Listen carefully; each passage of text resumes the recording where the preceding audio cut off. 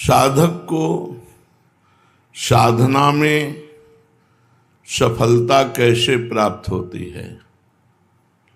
उत्तर, ये तीन बातें जिसकी साधना में होती हैं वो सफलता को प्राप्त हो जाता है। अपने साधन को सर्वश्रेष्ठ समझना, पूर्ण श्रद्धा, जो नाम मिला है, जो मंत्र मिला है, जो वाणी पाठ है, जो सेवा है, पूर्ण श्रद्धा, इससे बढ़कर कोई साधन नहीं है, ये विश्वास होना पहला। दूसरा, तत्परता, खूब प्रयास रहते कर, अधिक से अधिक नाम जप, अधिक से अधिक वाणी पाठ, अधिक से अधिक सेवा, खूब तत्परता पूर्वक लगन पूर्वक खूब। तीसरा जो है ये खास बात है, संयतेंद्रिय, इसके बिना सब अधूरा हो जाता है। जब साधक 4-5 महीना ठीक रहे फिर भ्रष्ट हो गए, सब अनुभव नहीं होगा। ये हम बहुत सुलझी हुई बात कह रहे हैं। साधक यदि अपने इन दोषों को सुधारेगा नहीं तो पूरा जीवन ऐसे ही चला जाएगा। भगवान कृपा करें, बुद्धि शुद्ध हो, साधन में लगन होना, साधन को सर्वश्रेष्ठ मानना और अजितेंद्रिय होना, मनमानी आचरण करना, कुछ सफलता नहीं मिलेगी। बहुत हो, तस्मात् शास्त्रम प्रमाणन्ते कार्याकार्यो व्यवस्थितो। इसलिए ये पॉइंट बहुत जरूरी है। संयतेंद्रिय, बिल्कुल निर्दोष जीवन होना चाहिए। अंदर हमारे कमियां हैं लेकिन हम बाहर कोई भी ऐसी हरकत नहीं होने देंगे। कोई नशा नहीं, कोई व्यभिचार किसी तरह का अष्टमैथुनों में नहीं, किसी बाहरी संग नहीं, बिल्कुल पवित्र जीवन। तो बहुत जल्दी साधना का लाभ आपको मिलने लगेगा।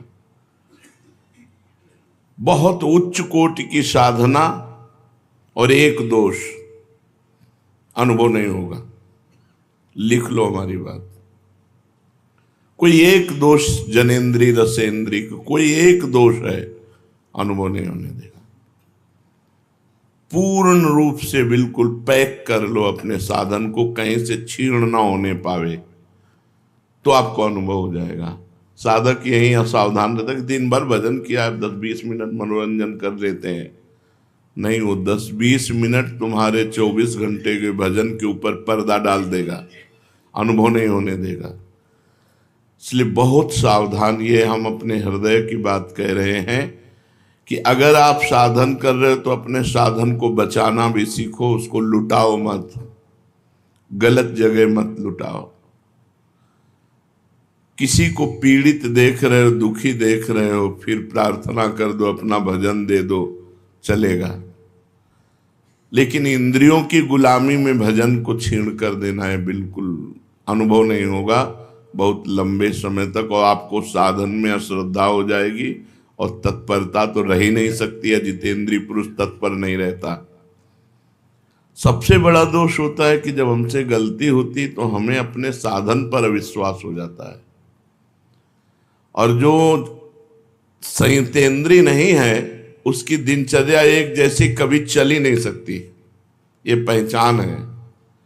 एक जैसी दिनचर्या संयत इंद्रिय वाला, संयतेंद्रिय, तब ज्ञानम लब्ध्वा पराम शांति मचरेणाधिगच्छति।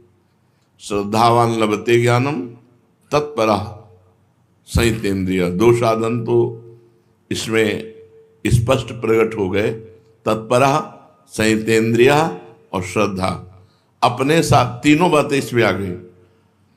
अपने साधन पे पूर्ण श्रद्धा, सर्वश्रेष्ठ समझना, और तत्परता पूर्वक, लगन पूर्वक साधन को करना, और साधन में कोई छिद्र न रहने पावे। जैसे आप वैरागी हैं तो किसी माता बहन से किसी तरह संबंध न होने पावे।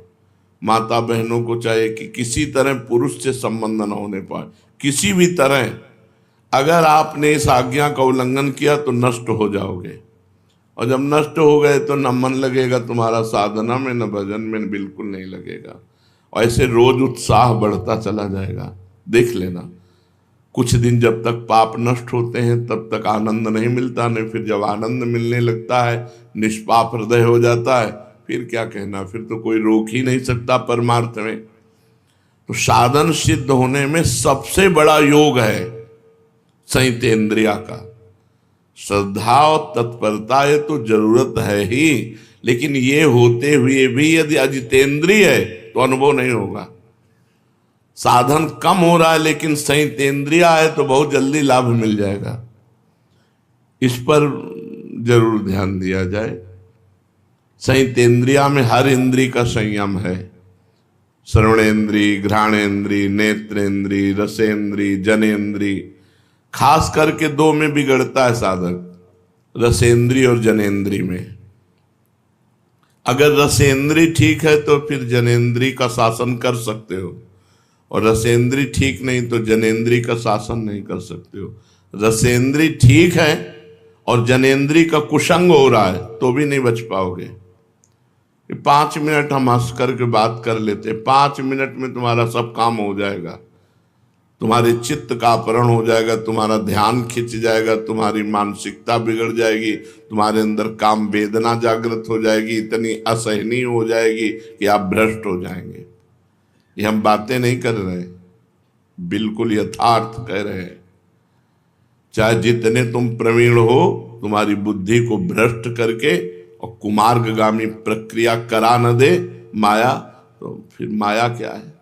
इतनी बलवती, इसलिए शास्त्र की आज्ञा का उल्लंघन कदापि नहीं। पूरे जीवन भर जिनको सेवा दी गई है उनके ऊपर भगवान का सुदर्शन चक्र है, वो बुद्धि सुधारेंगे। साधन को चौपट करने का बिल्कुल सरल उपाय, इधर उधर ताक झांक शुरू कर दो, तुम्हारा साधन चौपट। अब तुम्हारा एकांत में चिंतन उसी का बनेगा। साधक चाहे स्त्री साधक हो चाहे पुरुष साधक हो, जब तुमने जीवन को भगवान को अर्पित किया है तो एक बार निराशा अपने मन में डाल लो, मुझे जीवन में कभी पुरुष संयोग नहीं करना, ना हस्तमैथुन करना है, ना किसी प्रक्रिया को स्वीकार करना है। ऐसे ही मुझे जीवन में कभी स्त्री संयोग नहीं करना, ना किसी प्रकार की कोई प्रक्रिया करनी। अजितेंद्रीय पुरुष को सफलता कभी मिलती ही नहीं परमार्थ में। इसलिए बहुत संयम, बहुत संयम, और यही संयम तुम्हारी तपस्या बनेगी, और यही तपस्या भगवान की प्राप्ति कराएगी।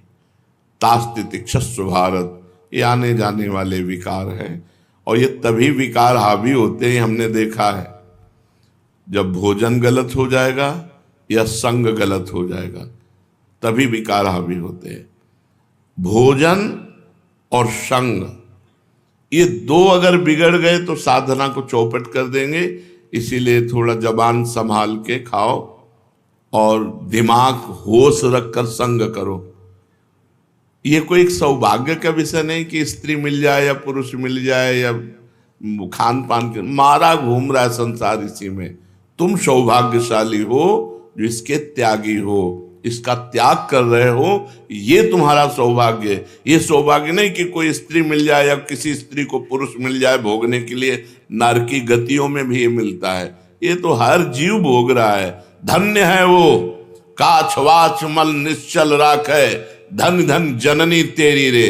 धन्य है वो, उसकी मां धन्य है जिसका काछ जनेन्द्री पवित्र, वाकेंद्री पवित्र और मन पवित्र। जो लंगोटी का पक्का, जबान का पक्का, मन का पक्का, अगर जीवन भगवान को दिया है तो ये पक्का कर लो कि चाहे विश्व की सुंदरी आ जाए, चाहे विश्व के देवराज ही क्यों ना आ जाए, दोनों पक्षों में बिल्कुल निश्चित। और जिस दिन तुम्हारा मन खराब हो उस दिन उपवास कर लेना, ये हम दवा बता रहे हैं। जय दिन खराब रहते दिन भोजन मत पाना, पानी केवल पीना, अपने आप ठीक हो जाओगे। कोई अन्न दूषित गया है या कोई संग दूषित हो गया, विचार की अंदर की वृत्ति भी दूषित हो जाती है। अगर बुद्धि कामुक हो रही है, मन परेशान कर रहा है, भोजन छोड़ दो। एक दिन, एक पहर दोपहर, 3 पहर, 4 पहर, जब तक बुद्धि भजन में ना लगे तब तक भोजन न करो, अपने आप ठीक हो जाएगा। और ब्रह्मचारी हो, इसलिए ऐसा हो नहीं सकता कि भोजन नहीं किया तो आप शक्तिहीन हो गए। ऐसा नहीं होगा, आपके अंदर तेज रहेगा, आपके अंदर उछाली रहेगी, पूरी दिनचर्या होगी। और ये कोई जान न पावे, ये छपवाओ मत कि भैया ये 2 दिन से भोजन नहीं पा रहे हैं। नहीं नहीं, हमारा पेट दर्द कर रहा है या हमारे को अनुकूल नहीं पड़ रहा है, स्वास्थ्य ठीक नहीं है, अब सेवा पूरी करो, भोजन बिल्कुल मत करो, अपने आप ठीक हो जाएगा। ये साधन में बहुत जरूरी पॉइंट है, नहीं तो आपको अनुभव नहीं होगा। जिनको ये लगता हो कि गंदे आचरण करते हुए हम भगवत प्राप्ति कर लेंगे, तो हमें लगता है कि बहुत बड़ी भूल कर रहे हैं। वो अचानक भगवान कृपा कर दें तो घोर पापी को भी परम पद दे दें, लेकिन सिद्धांत ऐसा है, संयतेन्द्रिया, अपने इंद्रियों को बस में रखो। उसके लिए कुछ भी छोड़ना पड़े, कुछ भी छोड़ना पड़े। साधक और विषयी में क्या अंतर है? विषयी भोग प्रधान होता है, साधक भगवत प्रधान होता है।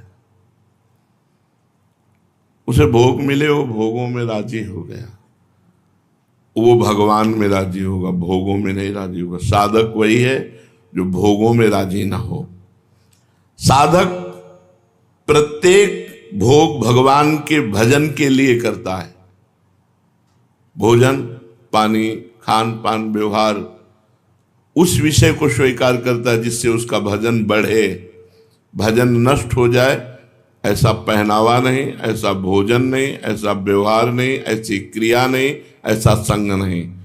विषयी पुरुष जिससे भोग बढ़े वो वही आचरण करता, शरीर को सजाना, अच्छे अच्छे रजोगुणी भोजन पाना, एक दूसरे की तरफ देखना, जिससे भोग प्रवृत्ति बढ़े विषयी पुरुष वही आचरण करता है। और जिससे भजन प्रवृत्ति बढ़े वही साधक है जो भजन प्रवृत्ति बढ़ाने वाला आचरण करे। प्रत्येक कर्म भगवान के लिए करे, प्रत्येक कर्म का फल भगवान, भगवान के सिवा जिसके जीवन में नहीं वो साधक। और जो प्रत्येक कर्म भोग के लिए करे, प्रत्येक कर्म का फल भोग, वो विषयी पुरुष है। साधक अपने को कैसे जाने कि मैं सही चल रहा हूं? साधक अपने को कैसे जाने कि मैं सही चल रहा हूं? जब चित्त में बुरे अपवित्र विचार ना आने लगे। आचरण की तो बात बहुत दूर रही, चित्त में बुरे और अपवित्र विचारों का अभाव हो जाए, जीवन में विनय आ जाए, सबसे झुकना, एकदम दैन्य, विषय चिंतन का अभाव होने लगे और अनुभव हो कि भगवान की अहेतु की कृपा है हमारे ऊपर। शांति, एकाग्रता, आनंद, संतोष, क्षमता और प्रेम ये बढ़ने लगते हैं। जब साधक की साधना सही चलती है तो उसके चित्त में विषय चिंतन नष्ट हो जाता है।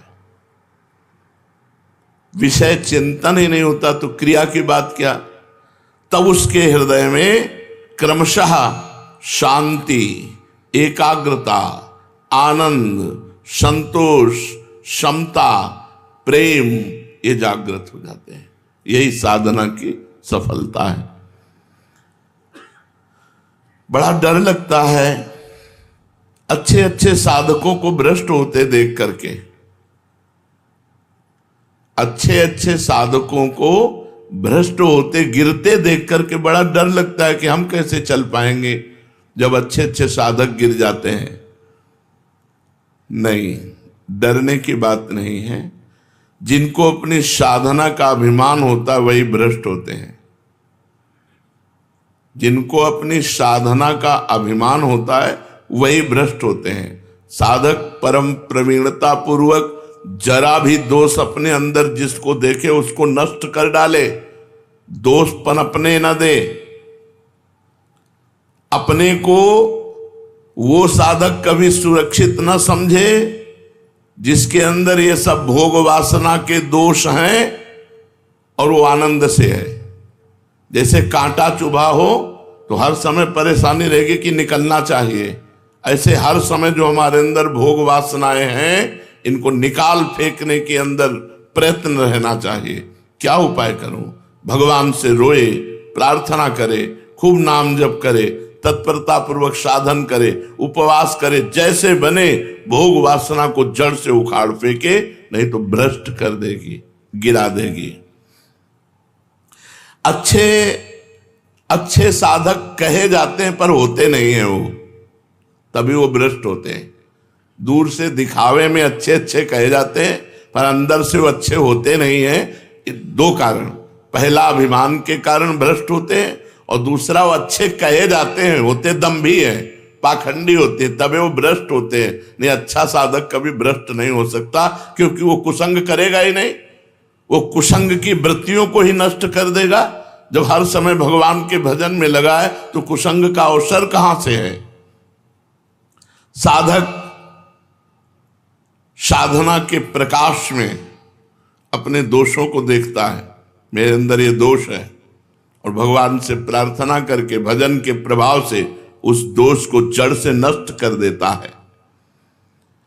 जो दोष होते हुए अपने को सिद्ध मानने लगते हैं, भगवत प्राप्ति हुई नहीं और अंदर सब दोष भरे हैं, और चार लोग दंडवत प्रणाम कर लिए, चेला बन गए, तो अपने को सिद्ध मानने लगते हैं। ऐसे लोगों की बड़ी बुरी दशा होती है, भ्रष्ट होते हैं, पक्का भ्रष्ट होते हैं ऐसे लोग, क्योंकि साधना में प्रियता नहीं, अपने को सिद्ध मान के पुजवाने लगे और सारे दोष अंदर हैं, अभी दोषों का नाश हुआ नहीं। जहां कुसंग का संयोग हुआ वहां भ्रष्ट हो गए, नष्ट हो गए।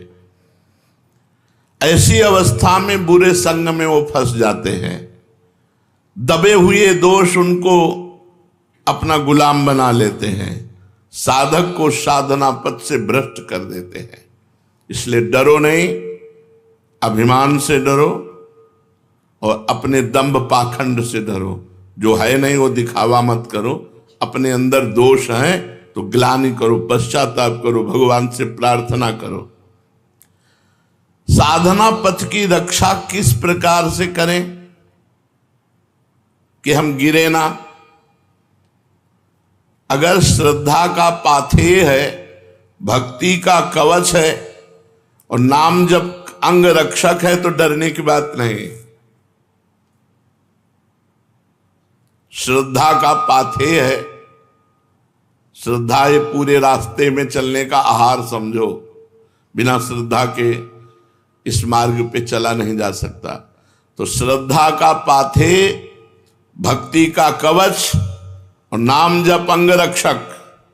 नाम पहारू दिवस निशी, रात दिन नाम का पहरा है तो तुम्हारी साधना को कोई बाल बांका भी नहीं कर सकता। भक्ति का कवच कोई तोड़ नहीं सकता, और श्रद्धा है तो बढ़ती चली जाएगी साधना।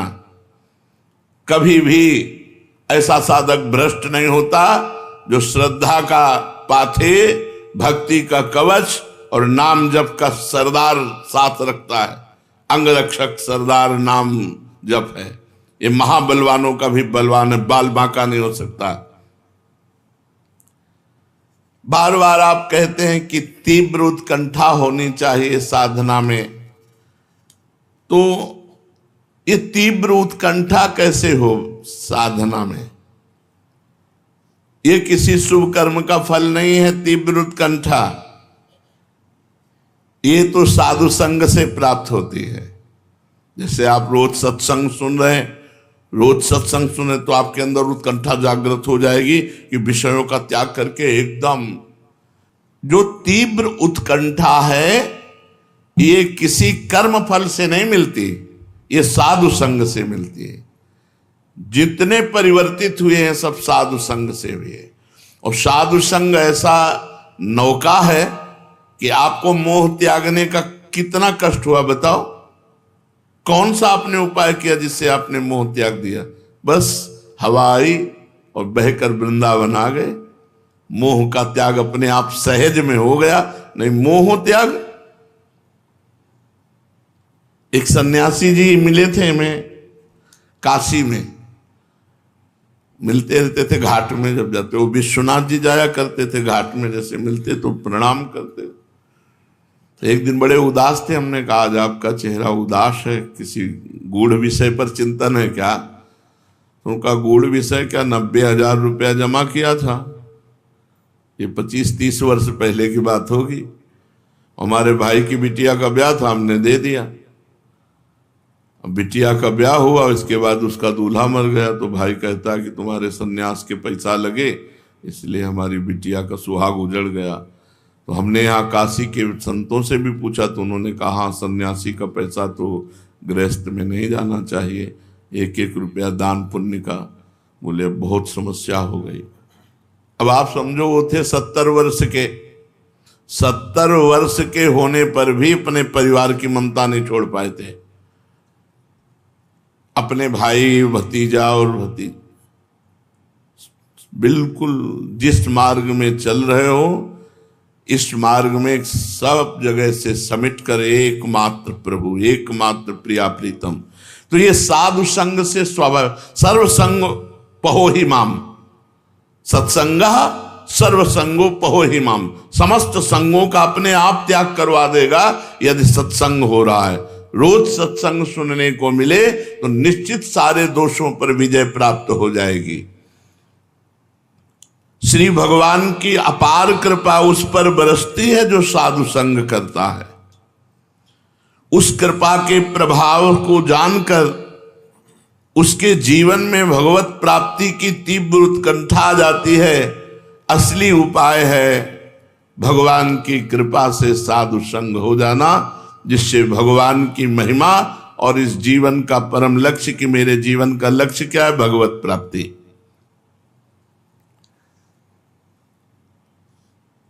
साधना में क्या मापदंड रखें कि मेरी चाल धीमी चल रही है या मेरी चाल उत्तम चल रही है? सही साधक वही है जो अपनी चाल को धीमी ही समझता है। मेरी चाल उत्तम है, ये उत्तम साधक का लक्षण नहीं है। मैं बहुत अधम हूं, जैसा भजन होना चाहिए, जैसी साधना होनी चाहिए वैसी मेरे से नहीं हो रही, ये अंदर बना रहना चाहिए। साधक को कभी अपनी साधना में संतोष नहीं होना चाहिए। अच्छा चल रहा है, नहीं, अभी अच्छा कहां चल रहा, अभी राधा बोलते आंख में आंसू कहां आया, अभी श्री जी कहां दिखाई दे रहे हैं, अभी अच्छा कहां चल रहा है। साधना में जितना संतोष होगा उतना ही वो आगे बढ़ेगा। जब अपनी चाल धीमी मानेंगे तो आपकी उत्तम साधना होगी, यही मापदंड है।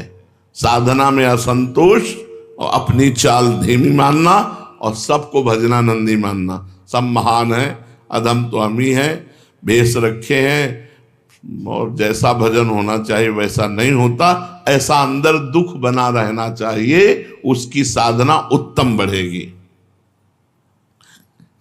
साधना जल्दी सिद्ध हो जाए, अपनी तरफ से क्या उपाय करना चाहिए?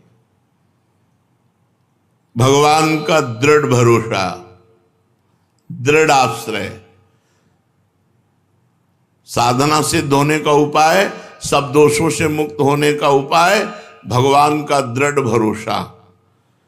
हम वही मुंह की खाते हैं जहां भगवान की आज्ञा का उल्लंघन करते हैं, शास्त्र आज्ञा का उल्लंघन करते हैं, पक्का समझ लो।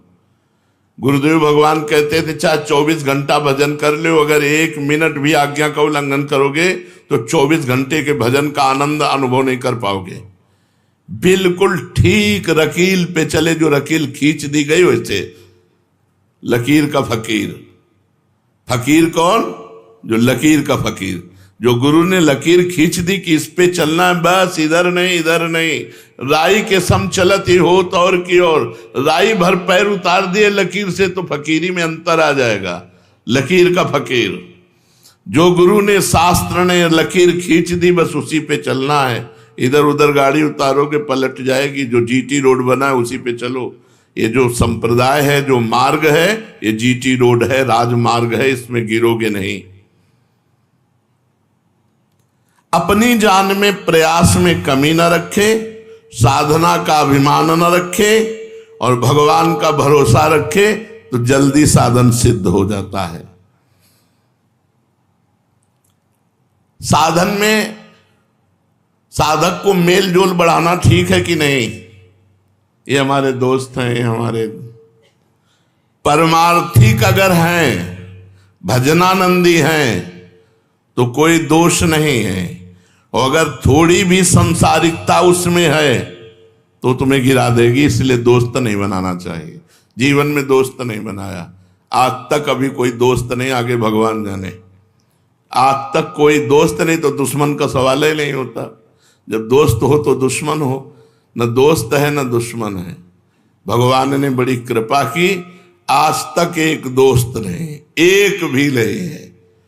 वृंदावन में रहते हुए 27-28 वर्ष हुए जा रहे हैं, एक भी दोस्त नहीं। पीछे तो वैराग्य में जीवन रहा तो वहां दोस्त का सवाल ही नहीं उठता।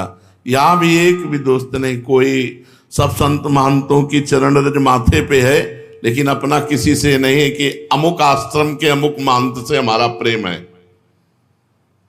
सबसे प्रेम है, सबकी चरण रज वंदना है, लेकिन अपनी दोस्ती किसी से नहीं है। परमार्थ में, साधन मार्ग में मेल जोल बिल्कुल ठीक नहीं है। मेल जोल में धोखा हो जाएगा। जमुना बाई ये जुगल घाट पे रहती थी। अजीज बेग अकबर का भांजा, वो यहां गश्त पे आया हुआ था, अपने सैनिकों के साथ देखा ब्रह्मचारिणी, फटे पुराने कपड़े शरीर पे लपेटे, यमुना स्नान करके तो तेज झलक रहा था। तो सैनिकों से कहा ऐसी सुंदरी तो हमारी सेवा में आनी चाहिए। तो बोले सरकार ये विरक्त है, साधु है, ये ऐसे। अब उसका मन ललचा गया देख करके गीले वस्त्र में ऐसे। तो 2 वेश्याएं भेजी, वो साधु के वेश में आई और भगवान की चर्चा करती। 8-10 दिन लगातार आई तो वो साधु भाव से सम्मान करके बैठा लेती।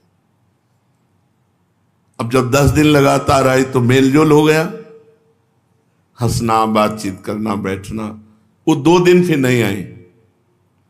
फिर तीसरे दिन, अगले दिन आई तो पूछना बनता है ना कि आप 2 दिन नहीं आई। तो उनका हमारे यहां एक बहुत बड़े साधु आए हैं, उनकी सेवा में आप दर्शन करेंगे?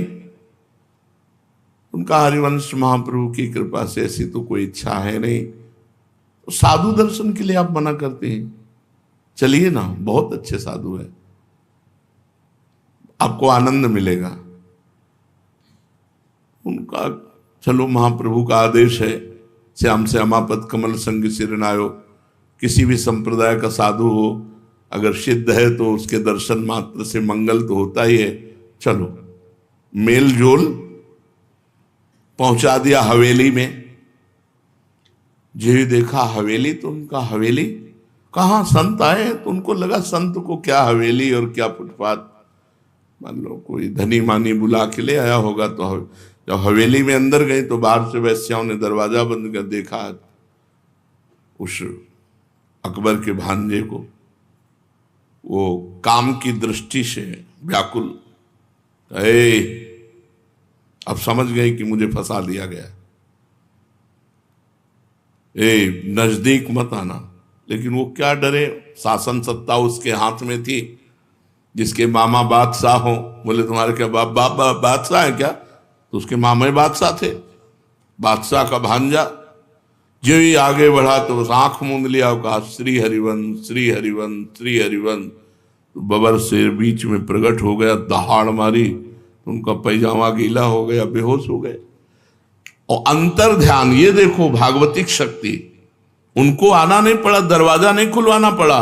अंतर ध्यान होकर अपनी कुटिया में हरिवंश महाप्रभु ने तुरंत उनको कुटिया में, और वो जो आंख खुले तो उसे वही शेर दिखाई दे, वही। तब उसके हृदय में आया कि मैं उनके चलकर चरण वंदना करूं। तो आकर चरण मेल जोल ने जुगल घाट से हवेली पहुंचा दिया था। हो सकता है जिसे तुम संत समझ रहे हो, जिसे तुम अपनी साध्वी मित्र समझ रहे हो, वो तुम्हें गलत जगह फंसा दे। इसलिए बिल्कुल किसी से मेल जोल नहीं। अपनी नियमावली, अपनी दिनचर्या, अपने मतलब, ना अपने घर किसी को आने देना, ना किसी के घर जाना, कभी नहीं।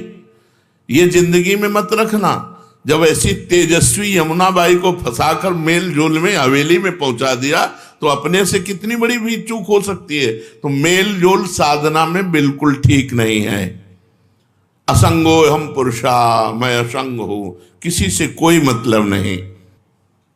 प्रश्नकर्ता बहुत सुंदर प्रश्न कर रहे। ये हम लोगों की जो चाल है, इससे तो लगता है कि पूरी जिंदगी निकल जाएगी, भगवान मिलेंगे नहीं। उत्तर दे रहे हैं नहीं, ऐसा नहीं मानना चाहिए, ऐसा नहीं मानना चाहिए। हमारी चाल तो धीमी है, लेकिन हमारे स्वामी की चाल बड़ी तेज है। भगवान की चाल बड़ी तेज है। भगवान गरुड़ से भी तेज चलते हैं। जो सबसे तेज चलने वालों में है वायु, वायु से तेज चलने वालों में है मन, और मन से भी तेज चलने वाले हैं गरुड़ जी, और गरुड़ जी से भी तेज चलने वाले श्री भगवान हैं। हमें अपनी चाल पे भरोसा नहीं, भगवान पे भरोसा रखना है। ऐसा नहीं मानना कि हमारी चाल से पूरी जिंदगी व्यतीत हो जाएगी, भगवान तो मिलेंगे नहीं। हमारी चाल तो धीमी है, लेकिन मेरे मालिक की चाल बहुत जोर की है। जिस दिन कृपा करेगा एक क्षण में हमसे मिल जाएगा। तुम्हें चिंता नहीं करनी मिलने की, तुम्हें चिंतन करना है, नाम जप करना है। जिस दिन नाम की पुकार उनके कान में पड़ेगी, वो एक क्षण में आके तुम्हें अपना साक्षात्कार करवा देंगे। इस बात पर विश्वास रखो कि इसी जन्म में भगवत साक्षात्कार होगा। हमारी चाल धीमी है, हम जितेंद्रिय है, लेकिन भगवान की कृपा महान है। वो महान हम पर कृपा करके हमसे जरूर मिलेगा। शेष चर्चा आगे। श्री राधा वल्लभ लाल।